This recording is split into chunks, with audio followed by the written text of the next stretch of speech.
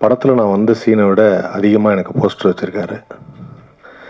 அதுவே எனக்கு ரொம்ப சந்தோஷமாக இருந்தது. நான் அப்போ வீட்டில் எங்கள் அப்பாட்ட வரும்போது சொல்லிட்டு வந்தேன், இனி அஜித்துக்கு அப்புறம் நான் தான் அப்படின்னு. என்ன சொல்கிறேன் அப்படின்னாரு. அவரும் வருஷத்துக்கு ஒன்று தான் பண்ணுறாரு, நானும் வருஷத்துக்கு ஒரு படம் தான் பண்ணுறேன். என்ன அவர் படம் ஃபுல்லாக வருவார், நான் படத்தில் ஒரு 2-3 சீன் தான் வருவேன் அப்படின்னு. ஸோ அந்த ஒரு அருமையான வாய்ப்பு சதாசிவம் சார்.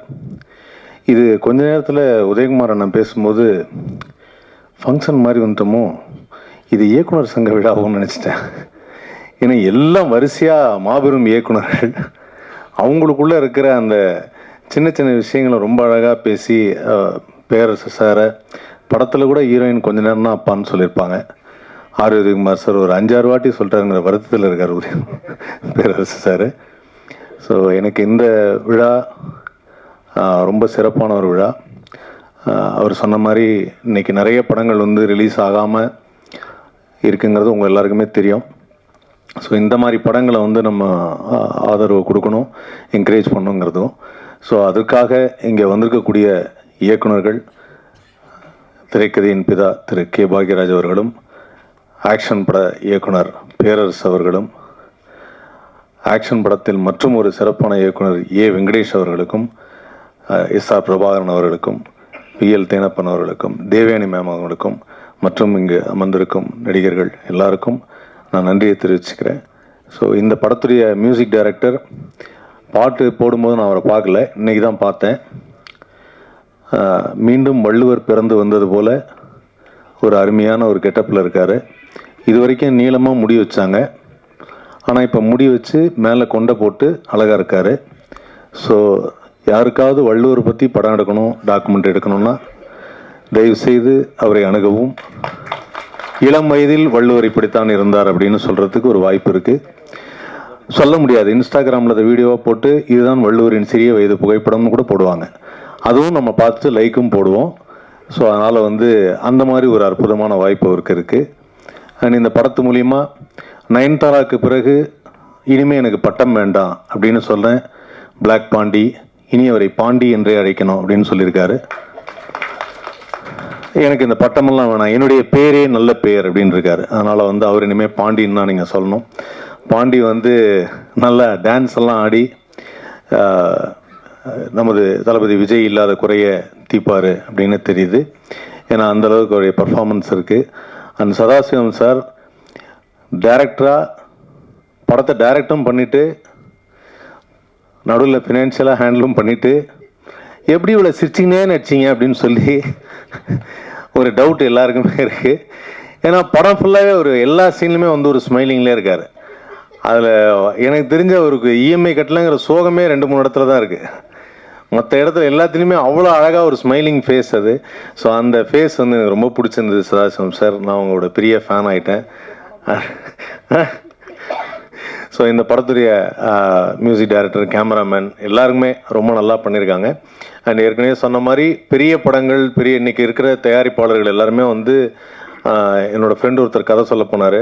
படம் என்ன தம்பி, ஒரு 40 கோடி ரூபா பட்ஜெட் இருக்குமோ ஒருத்தர் கேட்டார். இல்லை சார் 4 கோடி ரூபா. ஏன் 4 கோடி ரூபாய்க்கு நான் படம் பண்ணுறதில்ல பண்ணிட்டார்.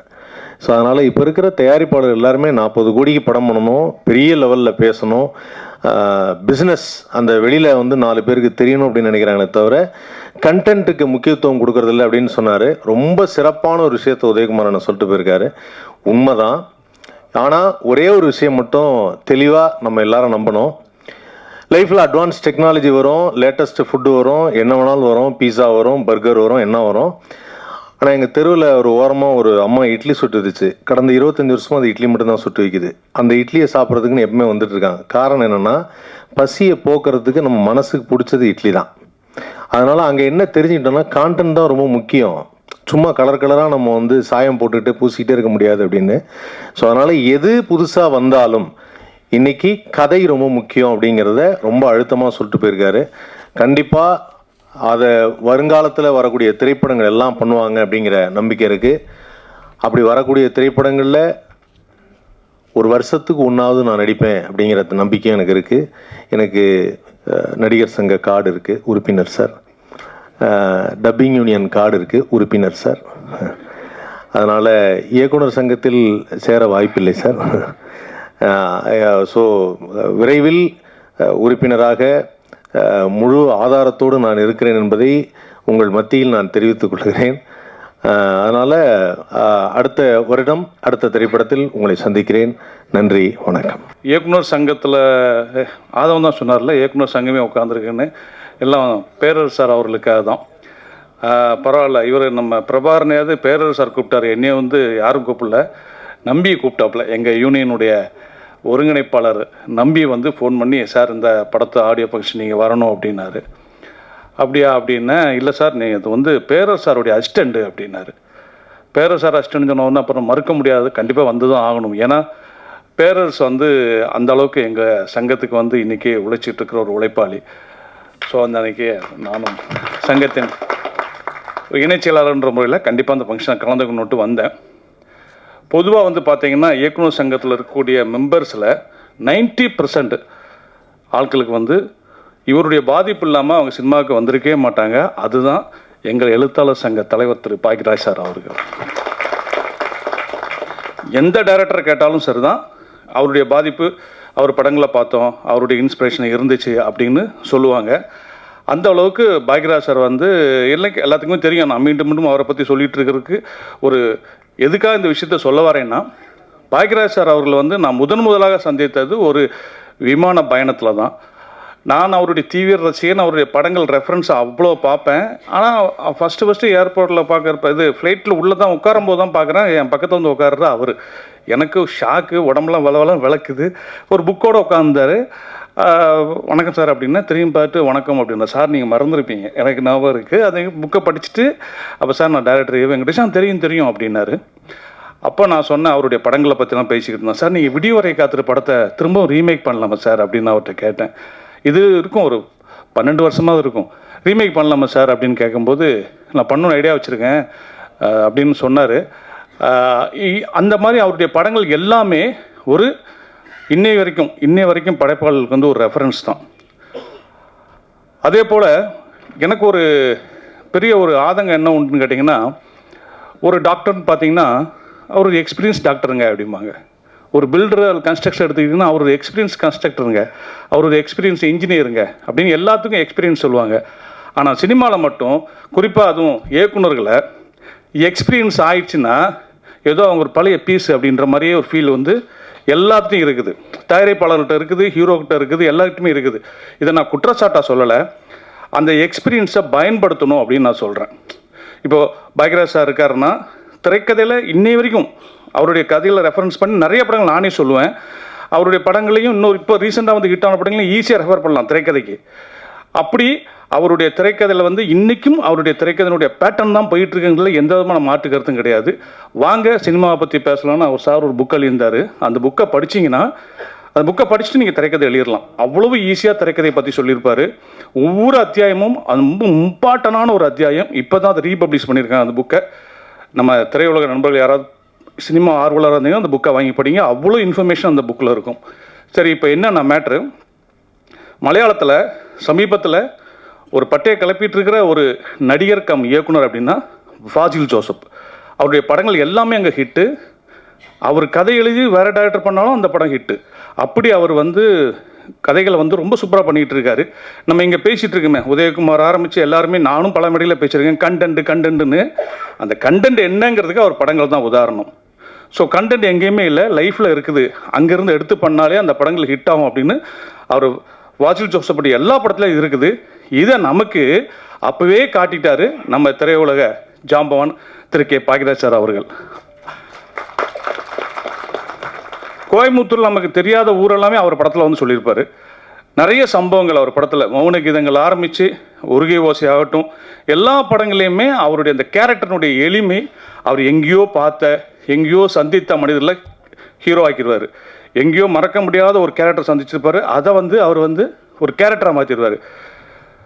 உருகை ஓசில் சங்கிலி முருகன் கேரக்டர் எப்படி வந்துச்சுன்னு அந்த புக்கில் எழுதியிருப்பார் பாருங்க, அவ்வளோ அழகாக இருக்கும். இதைத்தான் ஃபாசில் ஜோசப் பண்ணிகிட்டு இருக்காருன்னு நான் சொல்கிறேன்.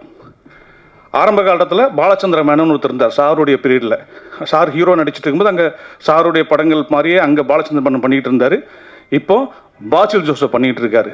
ஸோ இன்றைக்கி வர்ற இயக்குனர்கள் எல்லாருமே பாக்யராஜ் சார் பேட்டர்னில் வந்து கதையை எடுத்து ட்ரெண்டுக்கு டக்குன்னு பண்ணாங்கன்னா நிச்சயமாக அது ஹிட் ஆகும். சமீபத்திய உதாரணம் மீண்டும் சொல்கிறேன், ஆணித்தரமாக சொல்கிறேன், டிராகன் அந்த இயக்குனர் எடுத்த அந்த இதுக்கு முன்னாடி இந்த லவ் டுடே ஆகட்டும், டிராகன் ஆகட்டும், கதை இன்றைக்கி ட்ரெண்டில் இருக்கும். ஆனால் ப்ரெசன்டேஷன் எல்லாமே சாருடைய படங்களுடைய பேட்டர்னில் இருக்கும். அவர் பார்த்துலாம் பண்ணல, பேட்டர்னில் இருக்குன்னு நான் சொல்ல வரேன். இப்படி நம்ம வந்து நம்ம கையிலேயே நிறைய கதைகள் இருக்குது. அந்த வகையில் இந்த சதாசிவம் இஎம்ஐயை வந்து அவரே பாக்யராஜ் சார் பாணியில் ஹீரோவாக நடித்து இயக்கியிருக்கிறது மிகப்பெரிய ஒரு பாராட்டுக்குரிய விஷயம். ஆடியன்ஸு ஏற்றுக்குவாங்களா, கூட்டம் வருமா வராதா, அதெல்லாம் வந்து இப்போ வந்து எந்த படத்துக்குமே வந்து கூட்டம் வரும் வரலாம் ரிலீஸ் ஆகி அந்த ரிசல்ட் வர வரைக்கும் தெரியவே தெரியாது. படம் நல்லா இருக்குன்னா இங்கே இருக்கிற பத்திரிக்கையாளர்களே இந்த படத்தை கொண்டு போய் சேர்த்துருவாங்க. படம் சூப்பர் சூப்பர்னு முதல் ஷோ முடிஞ்சு போகும்போதே சொல்லிடுவாங்க. நல்லா இல்லைன்னா பேசவே மாட்டாங்க, ஃபோனும் வராது. அப்போயே தெரிஞ்சுக்கலாம் நம்ம படம் எதுவும் இங்கே தப்பு இருக்குது அப்படின்னு. அப்படி முதல் ரசிகர்கள் பத்திரிகையாளர்கள் தான். இவங்க என்ன நினைக்கிறாங்களோ அதுதான் ஆடியன்ஸ் ரிசல்ட்டு நான் பல படங்களில் பார்த்துருக்கேன். ஸோ இந்த இஎம்ஐ வந்து ஒரு நல்ல கண்டனோட வருதுன்னு தெரியுது. அதாவது வந்து இஎம்ஐ வாங்கினா என்னென்ன பாதிப்பு வருது, எப்படிலாம் மிரட்டுவாங்க, இப்படிலாம் நடக்குமா அப்படின்னு நமக்கு தெரியாத விஷயங்கள் அந்த படம் பதிவு பண்ண போது நல்லாவே தெரியுது. ஸோ இந்த படம் வந்து ஒரு நல்ல கண்ணோட்டோடு வருதுன்னு தெரியுது. அதை சதாசிவன் நல்லாவே ப்ரெசென்ட் பண்ணியிருப்பார். முதல் படம் பண்ணுறதும் அதுவும் புதிய தயாரிப்பாளர் பண்ணுறதும் நிறைய கஷ்டங்கள் இருக்கும். அந்த கஷ்டத்தோடு தான் பண்ணியிருக்காங்க. லக்கிலி அவங்களுக்கு சப்போர்ட்டாக பேரரசு சார் இருந்திருக்காரு. அது ஒரு பாராட்டப்பட வேண்டிய ஒரு விஷயம். ஒரு பாட்டு எழுதியிருக்காரு. அப்புறம் குறிப்பாக நான் வந்து எனக்கு ஆதவன் தெரியும் அப்படின்றதால அவரை பற்றி நான் பேசணும். ஆதவன் உண்மையிலே வந்து ஒரு இப்போ சொல்லியிருந்தாலே எனக்கு வருஷத்துக்கு ஒரு படம் தான் வருதுன்னு. அவர் நிறைய படம் பண்ண வேண்டிய ஒரு நடிகர். அவ்வளோ திறமை அவர்கிட்ட உண்டு. அவர் மாதிரி மிமிக்ரி பண்ணி யாருமே பார்த்துருக்க மாட்டீங்க. எப்படிப்பட்ட நடிகர்னாலும் அவர் வாட்ச் பண்ணால் ஒரு ஒரு ஒன் டே எல்லாம் அவர் ப்ராக்டிஸ் பண்ணி பேசிடுவார். என்னுடைய சண்டை மாறுதோன்னு படத்தில் வந்துட்டு அவர் காதல் தண்டபாணி அவர்கள் வந்து படம் முடிகிற தருவாயில் இதாகிட்ட காலமாயிட்டார். அப்போ டப்பிங் எப்படி பண்ணுறது அப்படின்னு யோசிக்கும்போது எனக்கு வந்து ஆதவன் பேசினா கரெக்டாக இருக்கும்னாங்க. நான் சொன்னேன் சரி எடுத்து காமிங்க பார்ப்போன்ட்டு நான் போயிட்டேன். அப்போ எனக்கு வேறு வேலை இருந்துச்சு, எடிட்டிங் வேலை. ஆதவன் பேசியிருந்தார். வந்து பார்த்தா எனக்கு அவராக பேசினார் அப்படின்ற மாதிரி இருந்துச்சு. அப்படி அக்யூரேட்டாக காதல் தண்டபாணி பேசினார். இன்றைக்கும் சண்டமரம் படத்தில் காதல் தண்டபாணி பேசுனது அவர் தான். அப்படி ஒரு அற்புதமான ஒரு டேலண்டான ஆள். கொஞ்சம் நடிங்க பாஸ் நீங்கள் பண்ணதுன்னு அது அந்த நிகழ்ச்சியில் அவ்வளோ பாப்புலரான நிகழ்ச்சியை பண்ணார். இன்னும் சொல்ல போனால் அந்த ரீல்ஸ்லாம் வர்ற காலத்துக்கு முன்னாடியே பயங்கர வைரலான ப்ரோக்ராம் அது. அவர் பாண்டி எல்லாருமே இந்த படத்துக்கு சப்போர்ட்டாக வந்திருக்காங்க. குறிப்பாக தயாரிப்பாளரை சொல்லணும். ஒரு புதிய படத்தை எடுத்து அதை நம்பிக்கையோட அந்த டைரக்டரே ஹீரோவாக்கி அவர் இந்த படத்தை ப்ரெசென்ட் பண்ணியிருக்காரு. இந்த படம் மிகப்பெரிய வெற்றி அடையணும் அப்படின்னு சொல்கிறதுக்கு முன்னாடி தேவயானி அவர்கள் வந்து டைரக்டராக இருக்காங்க. அவங்களுக்கு என்னுடைய வாழ்த்துக்கள். டைட்டில் சொல்லாமா வேண்டாமா? சொல்லாங்களே. அவங்க படத்துடைய டைட்டில் வந்து கைக்குட்டை ராணி அப்படின்னு வச்சுருக்காங்க. எனக்கு ரொம்ப பிடிச்சிருந்த டைட்டில்.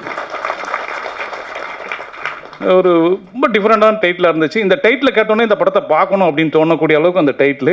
அது அவங்களுடைய முதல் டைரக்ஷனில் வரக்கூடிய படம். அவங்களுக்கு என்னுடைய வாழ்த்துக்கள்.